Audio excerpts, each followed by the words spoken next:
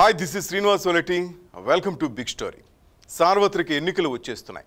ఎప్పటి మాదిరిగానే ఎన్నికలకు ముందు అయోధ్య వివాదం తెరపైకొచ్చింది. ఆర్డినెన్స్తో రామ మందిర్ నిర్మాణం చేయాలన్న డిమాండ్ ఊపందుకుంటోంది.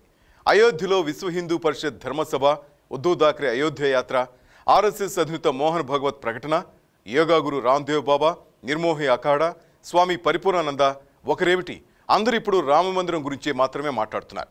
సబ్కా సాత్ సబ్కా వికాస్, అచ్చే దిన్, సాఫ్ నీర్ సహీ వికాస్ ఇవేవి ఇప్పుడు వినపట్టలేదు. రామ మందిరం తప్ప మరేమీ కనపట్టలేదు. ఎన్నికలకు ముందు మందిర రాజకీయాలపై ప్రత్యేక కథనం ఈరోజు బిగ్ స్టోరీ.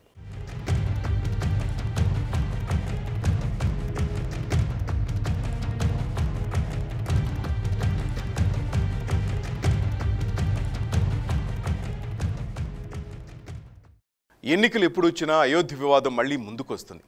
హిందువుల సహనం నశించిందని సాధువులు ఆగ్రహావేశాలతో మాట్లాడడం కనిపిస్తుంది. బీజేపీ అధికారంలో ఉంది కాబట్టి బీజేపీ తరఫున మాట్లాడడానికి ఇతర సంస్థలు ముందుకొస్తున్నాయి. ఎన్నికల్లో అయోధ్య వివాదం లేకుండా బీజేపీ గెలిచిన ఒక్క ఉదాహరణ కూడా లేదు. షరామామూలుగా ఈసారి ఎన్నికల్లోనూ అయోధ్య వివాదాన్ని బీజేపీ తారస్థాయికి తీసుకెళ్లింది.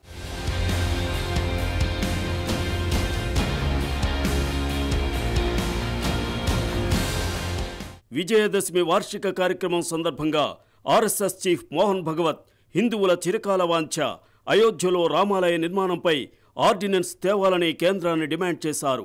తమ ప్రభుత్వం అధికారంలో ఉన్నా ఇంకా రామాలయాన్ని కట్టకపోవడాన్ని ప్రజలు ప్రశ్నిస్తున్నారంటూ కేంద్రంలోని బీజేపీ ప్రభుత్వాన్ని ఆయన నిలదీశారు. ఇప్పటికే ఆలయ నిర్మాణం పూర్తి కావలసి ఉందన్న మోహన్ భగవత్ రాజకీయ పార్టీలు దీన్ని రాజకీయం చేస్తూ అడ్డుకుంటున్నాయని మండిపడ్డారు. మోహన్ భగవత్ మాటల్లో తమ ప్రభుత్వం అధికారంలో ఉన్న మందిరం కట్టకపోవడమేమిటన్న వ్యాఖ్యలు గమనించదగ్గవి. ప్రభుత్వం యావత్తూ భారత ప్రజలది కాదా, కేవలం ఆర్ఎస్ఎస్ ప్రభుత్వమా అన్న ప్రశ్న తలెత్తుతుంది. కేంద్రం ఆర్డినెన్స్ ద్వారా అడ్డంకులను అధిగమించి రామాలయ నిర్మాణానికి బాటలు వేయాలని ఆయన పిలుపునిచ్చారు. అయోధ్య కేసు విచారణ జరుగుతున్న తీరును ఆయన తప్పుపట్టారు. భారత సంస్కృతి సంప్రదాయాలకు అనుగుణంగా న్యాయమూర్తులు తీర్పివ్వాలని ఆయన కోరారు. న్యాయమూర్తులు న్యాయం ప్రకారం తీర్పునిస్తారా, సాక్ష్యాలను పరిశీలించి తీర్పునిస్తారా, లేక సంస్కృతి సంప్రదాయాలకు అనుగుణంగా తీర్పునివ్వాలా? ఇలాంటి అనేక ప్రశ్నలు ఇప్పుడు తలెత్తుతున్నాయి.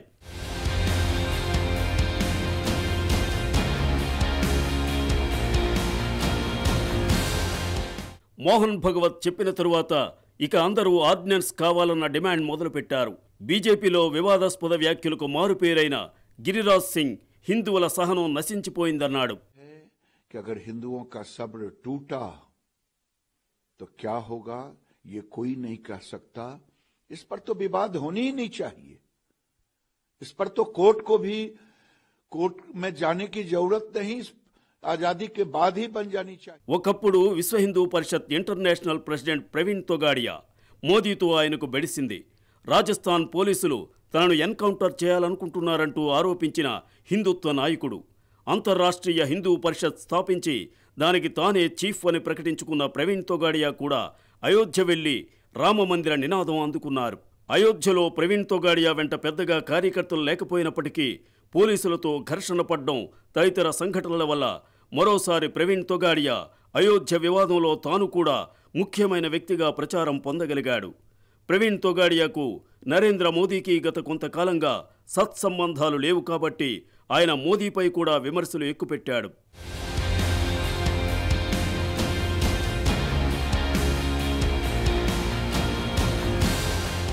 ప్రవీణ్ తొగాడియా అయోధ్య వివాదాన్ని హైజాక్ చేసే సూచనలు కనిపించాయి. మోదీ ప్రభుత్వాన్ని ప్రవీణ్ తొగాడియా టార్గెట్ చేయడంతో అమిత్ షా ఉలిక్కిపడ్డాడు. వెంటనే ఆయన అయోధ్య వివాదం తమ చేతుల నుంచి జారిపోకుండా లక్నో వెళ్లి సమావేశాలు పెట్టుకున్నాడు. అంతేకాదు ఉత్తరప్రదేశ్లోని అయోధ్యలో రామమందిర నిర్మాణానికి బీజేపీ కట్టుబడి ఉందని అమిత్ షా అన్నారు. దీనిపై సందేహమే అవసరం లేదని, తమ నిర్ణయాన్ని ఎట్టి పరిస్థితుల్లోనూ మార్చుకోబోమని ఆయన స్పష్టం చేశారు. అసెంబ్లీ ఎన్నికల ప్రచారంలో భాగంగా రాజస్థాన్లోని జైపూర్లో అమిత్ షా ఈ మాటలు చెప్పాడు. వచ్చే లోక్సభ ఎన్నికల్లో ఘన విజయం సాధించడం ద్వారా కేంద్రంలో మళ్లీ తామే ప్రభుత్వాన్ని ఏర్పాటు చేస్తామని ఆశాభావం వ్యక్తం చేశారు. మధ్యప్రదేశ్లో కూడా ఆయన ఈ మాటలే చెప్పాడు. ఎన్నికల ప్రచార సభలో ప్రస్తావించడం ద్వారా రామమందిర నిర్మాణం అనే నినాదమే ఎన్నికల్లో గట్టెక్కిస్తుందని బీజేపీ ఎంత బలంగా నమ్ముతుందో నిరూపించాడు. ఇవాళ పరిస్థితి ఈ దేశంలో మత సామరస్యాన్ని కోరుతారు తప్ప మత విచ్ఛిన్నాలను కోరరు. మత సామరస్యంతో కోరుతారు తప్ప దేశ ఐక్యతను విచ్ఛిన్నం చేసుకోవటానికి ప్రజలు కోరరు. గతంలో మీరు చూడండి, వాజ్పేయి వచ్చినప్పుడు అద్వానీ రథయాత్ర తర్వాతనే కదా వాజ్పేయి ప్రభుత్వం ఏర్పడింది. ఆ వాజ్పేయి ప్రభుత్వంలో కట్టలేకపోయారు. ఎందుకు కట్టలేకపోయారంటే ఇవాళ ప్రజలు దేశ ఐక్యత సౌభ్రాతృత్వం కొనసాగాలంటే, మత సహనం కొనసాగాలంటే ఇవి సాధ్యం కాదు, ఈ దేశంలో ఇప్పట్లో సాధ్యం కాదన్న భావనతోనే ఆనాడు వాజ్పేయి కానీ లేకపోతే అద్వానీ కానీ ఇతర నాయకులు వెనక్కి తగ్గారు. అయోధ్య విషయంలో ఆర్డినెన్స్ తేవాలని, రామమందిర నిర్మాణానికి తేదీ ఖరారు చేయాలంటూ శివసేన అధినేత ఉద్ధవ్ ఠాక్రే అధికార భాజపాకు సవాల్ విసిరారు. శివసేన అయోధ్య పర్యటనపై బీజేపీ నేతలు ఎందుకు అక్కసు వెళ్లబోస్తున్నారని ఉద్ధవ్ ప్రశ్నించారు. అయోధ్యలో రామమందిరం నిర్మించకపోతే బీజేపీకి అధికారం దక్కదని శివసేన అధ్యక్షుడు ఉద్ధవ్ ఠాక్రే హెచ్చరించారు. 2 రోజుల అయోధ్య పర్యటనలో భాగంగా ఆయన చేసిన వ్యాఖ్యలు బీజేపీని ఇరుకున పెట్టాయి. వివాదాస్పద రామమందిరం బాబ్రీ ప్రాంతాన్ని సందర్శించిన ఆయన బీజేపీని టార్గెట్ చేస్తూ విమర్శలు గుప్పించారు. రామమందిర నిర్మాణం ఎప్పుడు చేపడతారో బీజేపీ చెప్పాలి. రాష్ట్రంలో కేంద్రంలో అధికారంలో ఉన్నది మీరే. దశాబ్దాలుగా రామమందిర విషయాన్ని కేవలం ఎన్నికల్లో ఓట్ల కోసమే వాడుకుంటున్నారు. ప్రజల మనోభావాలతో ఆడుకోవద్దని ఘాటుగా వ్యాఖ్యానించారు. ఇప్పుడు అయోధ్య వివాదాన్ని శివసేన హైజాక్ చేసే ప్రయత్నాలు ప్రారంభించింది. బీజేపీ చేతుల్లోంచి అయోధ్య వివాదం జారిపోతే ఎన్నికల్లో విజయాలు కూడా జారిపోవచ్చని పార్టీ భయపడింది. అసలు ఉద్ధవ్ ఠాక్రే అయోధ్య రాకుండా అడ్డుకోవాలని చేసిన ప్రయత్నాలు కూడా ఫలించలేదు.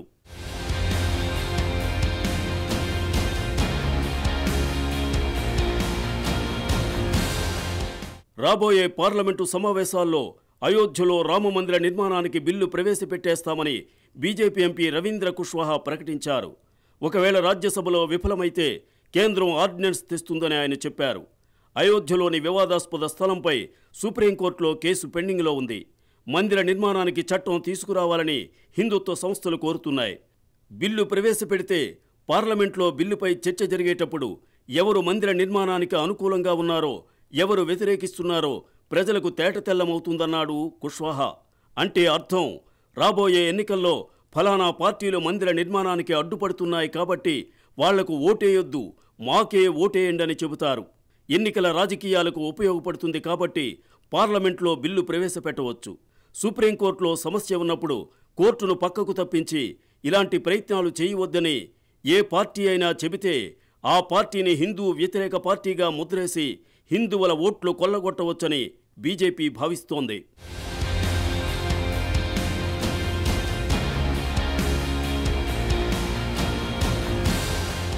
అయోధ్యలో రామమందిర నిర్మాణ తేదీలను వచ్చే ఏడాది ప్రారంభంలో ప్రకటిస్తామని నిర్మోహి అఖాడా నేత రామ్జీదాస్ చెప్పారు.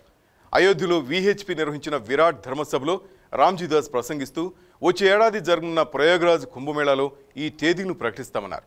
అప్పటి వరకు ఓపిక పట్టాలని కార్యకర్తల్ని ఆయన కోరారు.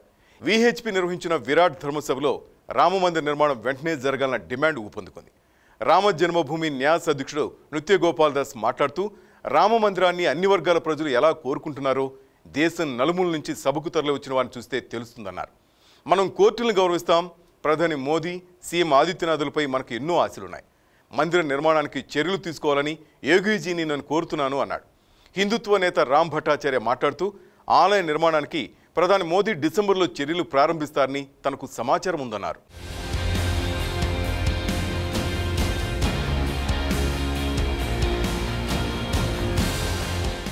కానీ నిర్మోహి అఖాడా మహంతులు కొందరు ఇలా చట్టం ద్వారా మందిర నిర్మాణానికి అనుకూలంగా లేరు. అసలు చట్టం చేయడం సాధ్యం కాదని అంటున్నారు. కోర్టులో వివాదం పరిష్కారం కావాలని కోరుతున్నారు. అంతేకాదు, విశ్వ హిందూ పరిషత్ ధర్మసభ విషయంలో కూడా వ్యతిరేకత కనపరుస్తున్నారు.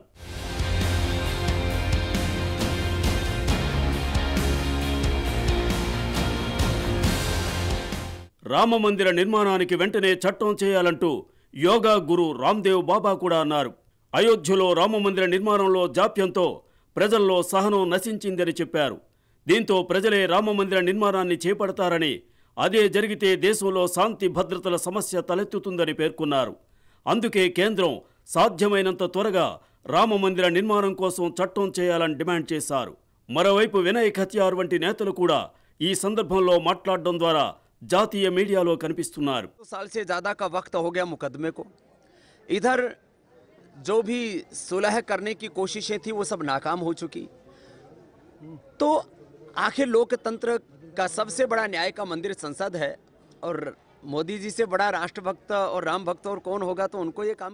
అలహాబాద్ పేరు ప్రయోగ్రాజ్గాను, ఫైజాబాద్ పేరు అయోధ్యగాను మార్చిన ఉత్తరప్రదేశ్ ముఖ్యమంత్రి అయోధ్య పర్యటించాడు. అయోధ్య భారతదేశ సంస్కృతిని ప్రతిబింబిస్తుందని యోగి చెప్పారు. అయోధ్య గౌరవానికి చిహ్నమని చెప్పిన సీఎం అయోధ్యకు ఎవరూ అన్యాయం చేయలేరని వెల్లడించారు. అక్కడ త్వరలోనే రామమందిర నిర్మాణం జరుగుతుందని అన్నారు. कोर्ट ये मामले आगे के विषय हैं. अयोध्या को पहले उसके अनुरूप तैयार किया जा रहा है, जिससे आने वाले समय में जन भावनाओं के सम्मान के अनुरूप कोई ठोस योजना बनाई जा सके. देखिए, इस स्थान का नाम अयोध्या है. पहले इस प्रांत का नाम भी अवध था. आज जनपद का नाम भी नहीं बना है, बचा है. जब देश और दुनिया इसे अयोध्या के नाम से जानती है, तो आखिर जनपद का नाम अयोध्या क्यों नहीं होना चाहिए. అయోధ్యలో రామమందిరం నిర్మాణం కోసం ప్రభుత్వానికి ధైర్యం ఉంటే ఆర్డినెన్స్ తీసుకురావాలని మజ్లిస్ అధినేత ఎంపీ అసదుద్దీన్ ఓవైసీ సవాల్ చేశారు. మందిర నిర్మాణంపై ఆర్డినెన్స్ తీసుకురాకపోతే ఎలాంటి పరిణామాలైనా చోటు చేసుకోవచ్చంటూ కేంద్ర మంత్రి గిరిరాజ్ సింగ్ చేస్తున్న హెచ్చరికలకు భయపడాల్సిన అవసరం లేదన్నారు. కేంద్రంలో మీరే అధికారంలో ఉన్నారు, ధైర్యం ఉంటే తీసుకురండి చూద్దామని వ్యాఖ్యానించారు. అయోధ్య వివాదాన్ని రెచ్చగొట్టడానికి ప్రయత్నిస్తున్న గిరిరాజ్ సింగ్ను అటార్నీ జనరల్గా నియమించి జనవరిలో సుప్రీంకోర్టులో జరగనున్న విచారణకు పంపించాలని ప్రధాని మోదీకి ఓవైసీ సూచించారు. राइट टू इक्वालिटी का वायलेशन होगा, मगर करिए, आप कौन रोक रहा है? आप टोटलिटेरियन आइडियोलॉजी में भरोसा करने वाले हैं, यकीन करने वाले हैं. आपकी सरकार है जो टोटलिटेरिज्म को प्रमोट करती है, तो करिए आप. ఎన్నికలు సమీపిస్తున్నప్పుడు బాబ్రీ మస్జిద్ రామమందిరం వివాదంలో ఎవరూ వెనుకబడదలుచుకోలేదు. స్వామి పరిపూర్ణానంద కూడా మాట కలిపారు. అయోధ్యలో రామమందిరం నిర్మించాలన్నది భారతీయుల కలని అన్నారు. మోహన్ భగవత్ మాటలను సమర్థిస్తూ ఓవైసీ మాటలను ఖండించారు. అయోధ్య భారతీయుల యొక్క సంపద, బాబర్ సంపద కానే కాదు. అలాగే ఈ దేశంపై పడి దాడులు చేసి దండయాత్రలు చేసి దోచుకుని కొల్లగొట్టినటువంటి బాబర్, హుమయూన్, ఖిల్జీ లాంటి వాళ్ళందరూ దేశద్రోహులే కానీ వాళ్ళు దేశభక్తులు కారు. ఈ దేశస్థులు అంతకన్నా కాదు. వాళ్ళని భారత జాతి దేశభక్తులుగా కొనియాడాలని చెప్పి ఇలాంటి వాళ్ళందరూ మాపై రుద్దడం అనేది ఇదొక పైత్యానికి పరాకాష్ఠ. అంతేకాదు, రామ మందిరం భారతీయ చరిత్రకు సంకేతం, బాబ్రీ మసీద్ కాదు. రామమందిర నిర్మాణానికి చట్టం చేయడం సాధ్యం కాదన్నది బీజేపీకి కూడా బాగా తెలుసు. ఇప్పటికే ప్రభుత్వం సిబిఐ విషయంలో చిక్కుల్లో ఉంది. ఇలాంటి సమయంలో ప్రభుత్వం మందిర నిర్మాణం కోసం ఆర్డినెన్స్ తీసుకొచ్చి కొత్త సమస్యలు కొని తెచ్చుకుంటుందా? రాజ్యసభలో బీజేపీకి ఇప్పుడు కూడా మెజారిటీ లేదు. అయోధ్య వివాదం ఎన్నికల వరకు చల్లారకుండా ఉండాలన్నది బీజేపీ ఆలోచన. మరోవైపు బీజేపీపై ఒత్తిళ్లు పెరుగుతున్నాయి.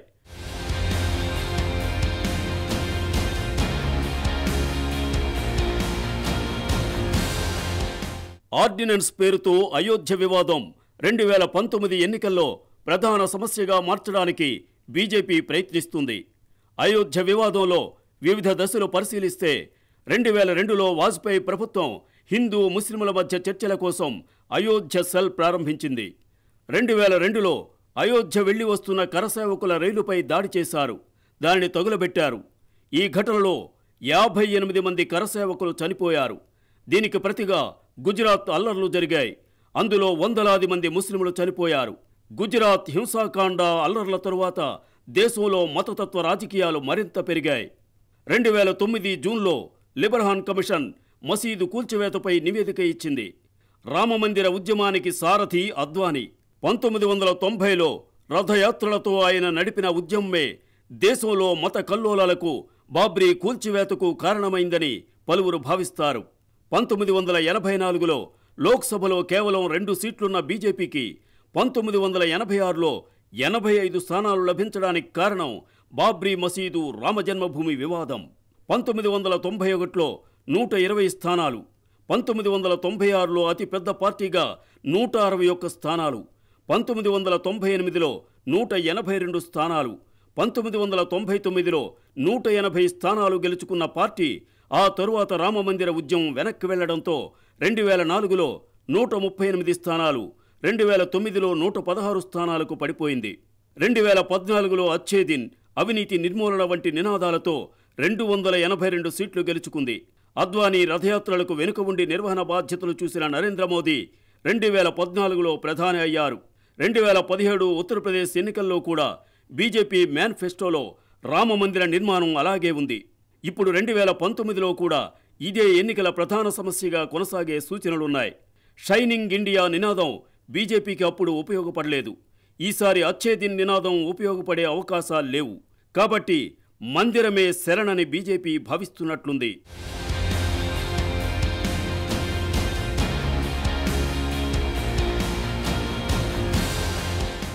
1981లో తమిళనాడులోని మీనాక్షిపురంలో 200 దళిత కుటుంబాలు ఇస్లాం మతం స్వీకరించాయి. ఆ తర్వాత విశ్వ హిందూ పరిషత్ నిర్వహించిన ధర్మ సంసదులో రామ జన్మభూమి పునర్నిర్మాణం హిందూ ధర్మ పరిరక్షణ లక్ష్యంగా పేర్కొన్నారు. ఆ తర్వాత కరసేవకుల బైక్ ర్యాలీలు జరిగాయి. విహెచ్పి రామ మందిర్ నిర్మాణ ఉద్యమం ప్రారంభిస్తే మరోవైపు 62 సంవత్సరాల షాబానో భరణం కోసం కేసు తర్వాత ముస్లిం మత పెద్దలను బుజ్జగించడానికి రాజీవ్ గాంధీ ముస్లిం మహిళల భరణం చట్టం చేశారు. ఫిబ్రవరి 1989లో విహెచ్పి శిలాన్యాస్ ప్రకటించింది. బోఫోర్ స్కామ్తో సతమతమవుతున్న రాజీవ్ గాంధీ శిలాన్యాస్కు సహకరించడం వల్ల ప్రజా మద్దతు లభిస్తుందని ఆశించారు. విపి సింగ్ మండల్ ఉద్యమం, దాన్ని అడ్డుకోవడానికి కమండల్ రాజకీయాలు మొదలైన చరిత్ర మనకు తెలుసు. అద్వానీ సోమనాథ్ నుంచి అయోధ్యకు రథయాత్ర చేపట్టడం, అద్వానీని 1990 అక్టోబర్ 9న బీహార్లో లాలూ ప్రసాద్ యాదవ్ అరెస్ట్ చేయడం, ఆ తర్వాత బీజేపీ విపి సింగ్ ప్రభుత్వానికి మద్దతు ఉపసంహరించడం, 92 అక్టోబర్లో విహెచ్పి ధర్మ సంసద్ నిర్ణయం ప్రకారం డిసెంబర్ 6వ తేదీన అయోధ్యకు కరసేవకులు బయలుదేరడం అన్నీ వరుసగా జరిగిన పరిణామాలు.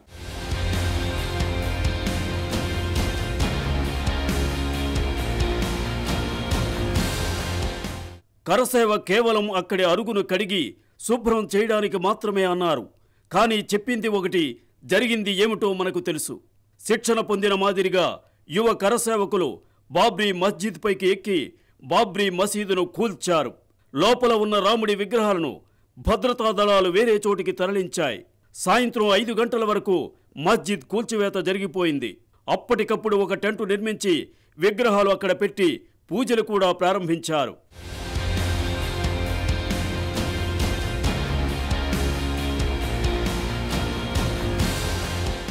2019 సాధారణ ఎన్నికలు, అంతకన్నా ముందు వివిధ రాష్ట్రాల శాసనసభలకు ఎన్నికలు జరుగుతున్న సమయంలో మసీదు ఇస్లాంలో కీలకమైనదా కాదా అనే విషయమై సుప్రీం తీర్పు చెప్పింది. మసీదు ఇస్లాంలో కీలకమైనది కాదంటూ క్రింది కోర్టు ఇచ్చిన తీర్పును సుప్రీంకోర్టు సమర్థించింది. ఎన్నికలకు ముందు వచ్చిన ఈ తీర్పుతో బీజేపీకి కొండంత బలం వచ్చింది. ఇప్పుడు మందిర నిర్మాణం ప్రారంభం కాబోతోందంటూ ప్రజలకు చెప్పవచ్చు. 2017 ఉత్తరప్రదేశ్ ఎన్నికల్లోనూ హిందుత్వమే ప్రధానమైంది. యోగి ఆదిత్యనాథ్ను ముఖ్యమంత్రి చేయడం ద్వారా బీజేపీ కోర్ ఓట్ బ్యాంకును కాపాడుకుంది. 2014లో చెప్పిన అచ్చేదిన్ ఇప్పుడు ఎక్కడా కనబడ్డం లేదు. రాఫెల్ తదితర ఆరోపణలు, నిరుద్యోగం, అధిక ధరలు, పెరిగిన పెట్రోల్ ధర, పతనమైన రూపాయి విలువ ఒకటేమిటి, అన్ని రంగాల్లోనూ ప్రజలకు ఏం చెప్పాలో తోచని స్థితిలో ఉన్న బీజేపీకి ఇప్పుడు గొప్ప ఆయుధం దొరికింది. 4 ఏళ్లలో బీజేపీ సాధించిందేమిటో ప్రజలకు ఏం చెప్పాలి? ఇంకోవైపు ఎస్సీ, ఎస్టీ, బీసీ, మైనారిటీ వర్గాలు ఒక్కటయ్యే ప్రయత్నాలు బీజేపీకి పీడకలలయ్యాయి. ఈ పరిస్థితి నుంచి బయటపడాలంటే కేవలం రామమందిరం మాత్రమే ఉపయోగపడుతుంది. సుప్రీంకోర్టు ఇచ్చిన ఈ తీర్పుతో బీజేపీకి కొత్త ఉత్సాహం వచ్చింది. ఇక రామమందిరం కట్టి చూపిస్తామంటూ ప్రజల వద్దకు వెళ్లే అవకాశం దొరికింది. यहाँ इस राम जन्मभूमि में जहाँ बाबरी मस्जिद खड़ी थी, वहाँ पहले एक मंदिर था, उसके बाद मस्जिद बनी. तो फिर हम इस जमीन हिंदुओं को दे देंगे मंदिर बनाने के लिए. तो सुप्रीम कोर्ट ने इलाहाबाद हाई कोर्ट को इस पर जांच करने के लिए कहा था. इलाहाबाद हाई कोर्ट ने आर्कियोलॉजिकल सर्वे ऑफ इंडिया को ये सपुर्द किया और उनका जो सर्वसम्मति निर्णय है वो ये है कि हाँ, एक विशाल मंदिर आज भी उसकी ढांचा जहाँ बाबरी मस्जिद खड़ी थी उसके नीचे है. तो अब जब ये सुप्रीम कोर्ट में ये एफिडेविट दी है, तो आज हमारी सरकार को अधिकार है कि एक न्याय अध्यादेश जारी करें। కానీ బీజేపీ ఆశలపై చన్నీరు చల్లినట్లు అక్టోబర్ 29న విచారణ ప్రారంభించిన సుప్రీంకోర్టు తీర్పు విచారణను జనవరి మొదటి వారానికి వాయిదా వేసింది. జనవరి మొదటి వారం నుంచి రోజువారీ విచారణ జరుగుతుందని చెప్పింది. విచారణ జనవరికి వాయిదా పడినంత మాత్రాన పెద్దగా నష్టమేమీ లేదు. ఎలాగూ రోజువారీ విచారణ జరుగుతుంది కాబట్టి త్వరగానే తీర్పు వస్తుందని ఆశించవచ్చు. కానీ బీజేపీ నేతలు ఈ వివాదాన్ని రాజేయడం ఎన్నికల దృష్ట్యా అవసరమనుకున్నారు. ఇక్కడ మరో చిక్కుముడి కూడా ఉంది. రామమందిర నిర్మాణం అక్కడే జరుపుతామంటున్నారు. మరోవైపు కోర్టు తీర్పుకు కట్టుబడతామంటున్నారు. తీర్పు తమకు అనుకూలంగానే జరుపుతామంటున్నారు. తీర్పు తమకు అనుకూలంగానే వస్తుందని కూడా చెబుతున్నారు. కానీ ఒకవేళ తీర్పు ప్రతికూలంగా వస్తే ఏం చేస్తారో బీజేపీ నేతలు చెప్పడం లేదు.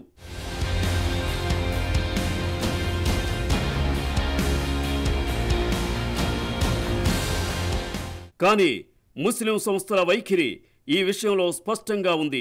కోర్టు తీర్పు అనుకూలంగా వచ్చినా प्रतिकूलंगा वच्चिना कट्टुबडतामनि स्पष्टंगा चेबुतुन्नारु। क्योंकि सुप्रीम कोर्ट में जो मामला पेंडिंग में है, सुप्रीम कोर्ट में सुनवाई हो रही है, हियरिंग शुरू होने वाली है और 50-60 साल से ये मामला पेंडिंग में है कोर्ट में, तो अब इस मौके पर ऑर्डिनेंस की जरूरत नहीं है और ये कोर्ट का अपमान है। 2019 ఎన్నికలకు ముందు పార్లమెంటు శీతాకాల సమావేశాలు జరగాల్సి ఉన్నాయి.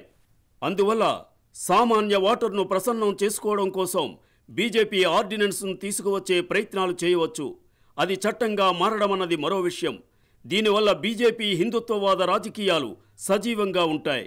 తద్వారా ఆ పార్టీ మేం మందిరాన్ని నిర్మించాలనుకుంటున్నాం, కానీ ప్రతిపక్షాలు సమ్మతించడం లేదనే సందేశాన్ని ఓటర్లకు పంపగలుగుతుంది. 1989 నుంచి బీజేపీ రామమందిర నిర్మాణ అంశాన్ని లేవనెత్తుతోంది. అయితే మొదటిసారిగా యూపీలో కేంద్ర ప్రభుత్వంలో మెజారిటీ ఉన్న బీజేపీ రామమందిర నిర్మాణంపై ఒక నిర్ణయం తీసుకోలేకపోతోంది. రాబోయే రోజుల్లో సంత్ సమాజ్, విహెచ్పీలు మందిర నిర్మాణంపై తమ ఆందోళన ఉధృతం చేయనున్నాయి. దాంతోపాటు జనవరి 14 నుంచి అలహాబాద్లో కుంభమేళా జరగనుంది. ఈ నేపథ్యంలో రామమందిర నిర్మాణం అంశంపై అనేక ప్రశ్నలు తలెత్తే అవకాశం ఉంది. వాటికి సమాధానం ఇవ్వడం బీజేపీకి కష్టం కావచ్చు. ప్రస్తుతం బీజేపీ ప్రధాని నరేంద్ర మోదీపైనే అన్ని ఆశలు పెట్టుకుంది. ఎందుకంటే రామమందిరం అంశంతో దేశవ్యాప్తంగా విస్తరించిన బీజేపీ 1993 ఎన్నికల్లో సమాజ్వాదీ, బహుజన్ సమాజ్వాదీ పార్టీల కూటమి చేతిలో ఓడిపోయింది. ఆ తరువాత 2014 ఎన్నికల వరకు ఆ పార్టీ ఓటు బ్యాంకు తగ్గిపోతూ వచ్చింది. 2014 సాధారణ ఎన్నికల్లోనూ 2017 అసెంబ్లీ ఎన్నికల్లోనూ ప్రజలు అవినీతికి విసిగి అభివృద్ధి నినాదాలకు ఆకర్షితులై నరేంద్ర మోదీ ఏదో మార్పు తెస్తారన్న భ్రమతో ఓటు వేశారు తప్ప రామమందిరం కోసం కాదు.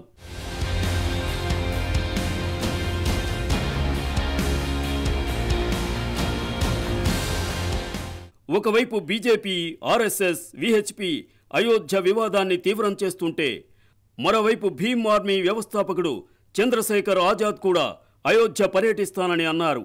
మతతత్వాన్ని రెచ్చగొట్టడానికే విశ్వ హిందూ పరిషత్ ధర్మసభ నిర్వహించిందని ఆరోపించాడు. 2019 ఎన్నికల్లో రాజకీయ ప్రయోజనాల కోసం అయోధ్య వివాదాన్ని రెచ్చగొడుతున్నారని నిర్మోహమాటంగా విమర్శించాడు. అయోధ్య వివాదం ద్వారా బహుజనుల్లోనూ సంఘ్ పరివార్ చీలికలు తీసుకువచ్చే ప్రయత్నాలు చేస్తోందని అన్నాడు. నరేంద్ర మోదీ అయోధ్య విషయంలో కాంగ్రెస్ను విమర్శించారు. అయోధ్య కేసును విచారిస్తున్నప్పుడు కాంగ్రెస్ అభిశంసన పేరుతో బెదిరిస్తోందని అన్నారు. కానీ బీజేపీయే మతతత్వాన్ని రెచ్చగొట్టి 2019 ఎన్నికల్లో ఓట్లు పొందాలని ప్రయత్నిస్తోందని చంద్రశేఖర్ ఆజాద్ అన్నారు.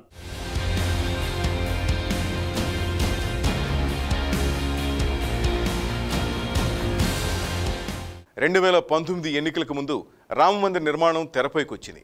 మోదీ 2014 ఎన్నికలకు ముందు చెప్పిన అచ్ఛేదన గురించి ప్రజలు ఈసారి ఎన్నికలు ప్రశ్నిస్తారా, లేక 2019లో రామమందిర సమస్య మోదీకి అచ్ఛేదన వచ్చేలా చేస్తుందా? ఎన్నికల్లోనే తెలుస్తుంది.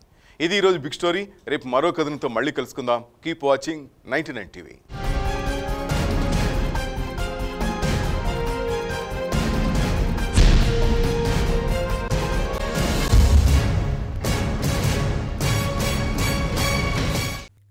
For more updates, please subscribe 99 TV Telugu.